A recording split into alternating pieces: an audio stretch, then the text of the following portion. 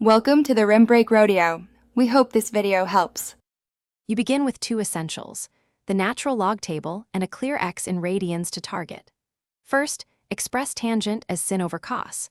Once done, write sin and cos using their series or via complex exponentials e Roman 9 and e Roman 9.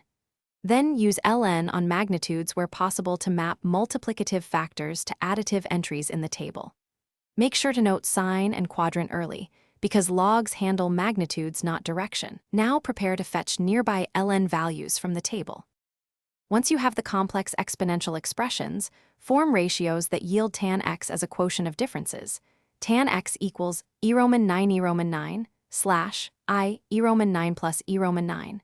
Take absolute values and convert multiplicative ratios into differences of ln values from the table. When x is small, replace with one or two Taylor terms to keep values inside table ranges.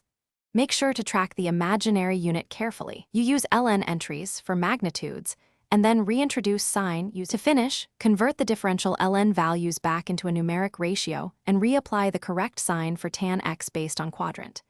If the table resolution is coarse, interpolate between nearby ln entries linearly. This preserves first-order accuracy.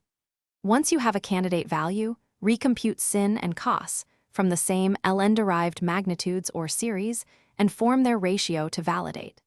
If discrepancy exceeds tolerance, refine by adding another Taylor term or using denser interpolation. That fixes most errors quickly. Thanks for watching. Consider subscribing if we helped you.